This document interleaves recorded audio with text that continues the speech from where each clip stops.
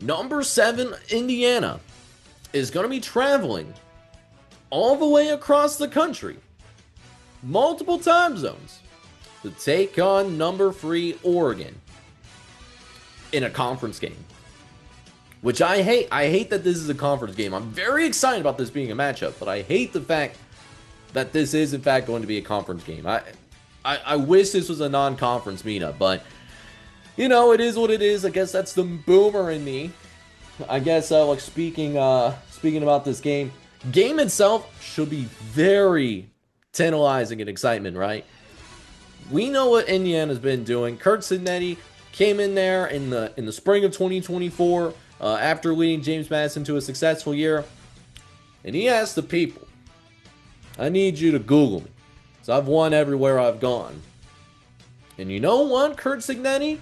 He's lived up to his name. This is an undefeated team, ranked top 10 in the country, should be a top 5 team in my opinion. I think this is a top 5 squad. They'll have a chance to prove it though against Oregon, who I do have also ranked in the top 5 in its own right. At least me personally. Now, with that said, Kurt Signetti has done a fantastic job of finding his transfer quarterback in Fernando Mendoza.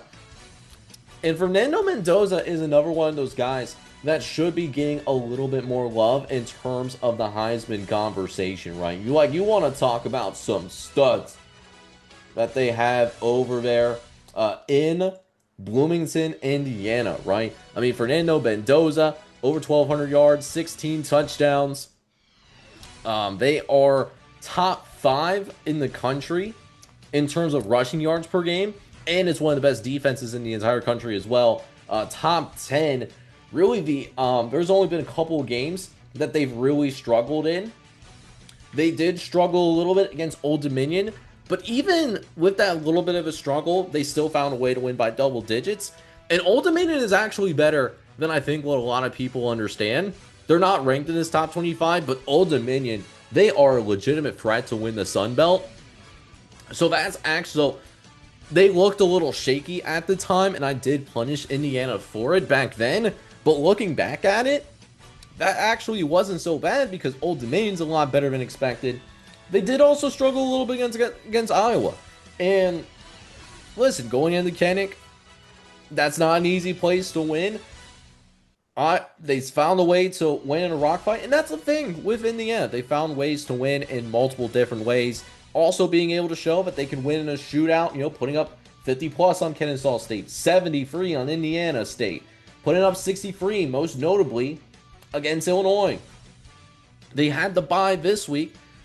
So if you're going to make a cross-country road trip, this is the perfect time to do it. And they're not just making a cross-country road trip against a conference opponent. That conference opponent just happens to be Oregon, which somehow I think Oregon, they might be better than last year. Is that possible? Because Dante Moore, I think, he is in the midst of a breakout year as well. They have not just Malachi Hughes running the football, but they have legitimately 3 or 4 different running backs besides him that they can go to.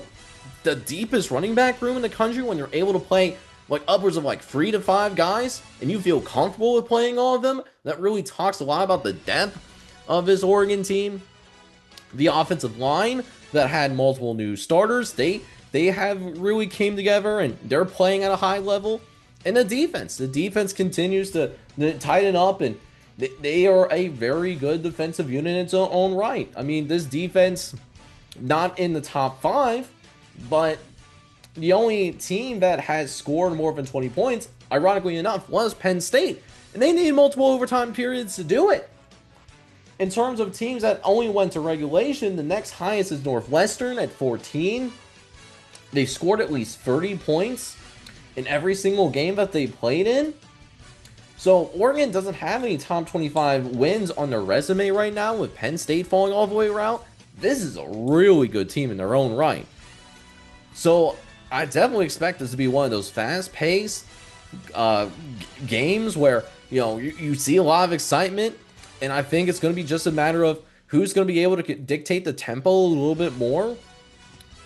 Not just winning the turnover battle, but I think tempo in particular is going to be really important.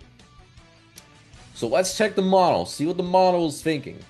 So Oregon is a 7.5-point favorite as of right now over on FanDuel, while the model is actually a lot higher on Indiana right now.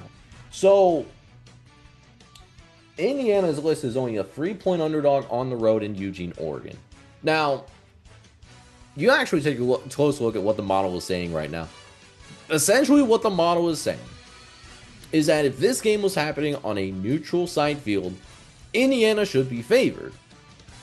And I think a big reason for that is because, so a little bit of background on the model is that it's an expectation-based model. So if you win by 20, but you are expected to win by 35, you actually do lose points in my model. But let's say you end up only losing by 7, and you were supposed to lose by 21. You can actually gain points in my model, even though you win. It doesn't take a look at win-loss record. It's just it takes a look at what were you supposed to do, or what the model thinks you're supposed to do, and compares it to actual game results. And the difference is how much gain or loss that you have in my model. That's essentially the long story short of it. So Indiana gained a lot of points when they won by 50 plus against Illinois earlier this year. And also, I also don't think that it necessarily wants to go up against Kirk Cincinnati. But as much as I don't want to go up against Kirk Cincinnati, at the same time, this is a team that is going to be making a cross-country road trip to take on a top 5 Oregon team. We've seen this song and dance before, back when Illinois was ranked. We saw them make a cross-country road trip last year against Oregon, and Oregon skull drugs Illinois. Now, I'm not sitting here saying that Indiana is going to have the same thing happen to them. And candidly, I would feel differently about this game if this game was not taking place in Autzen Stadium.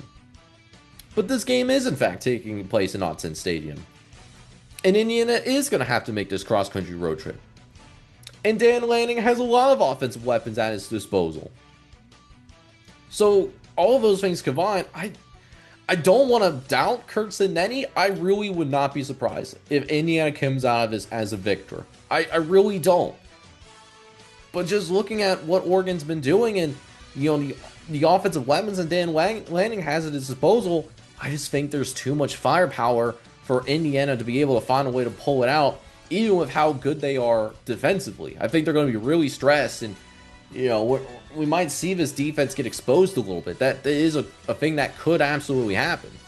So I am going to roll with Oregon mainly because of the fact that they're at home and they have the benefit of the road team not having to make a cross-country road trip. It's primarily for those two reasons. I'm going to say Oregon wins, and I'm even going to say that Oregon covers. I think Oregon's going to win 38-27 as your final score. We'll see if that holds up. Would not be surprised at all if Indiana makes it a one-score game, or even if Indiana does win outright. But I have a hard time picking against Oregon. I just don't like the spot for Indiana. Now, if this was in a neutral site, like a hypothetical Big Ten championship game, I would feel a lot differently. It's not. So I'm going with Oregon winning and covering.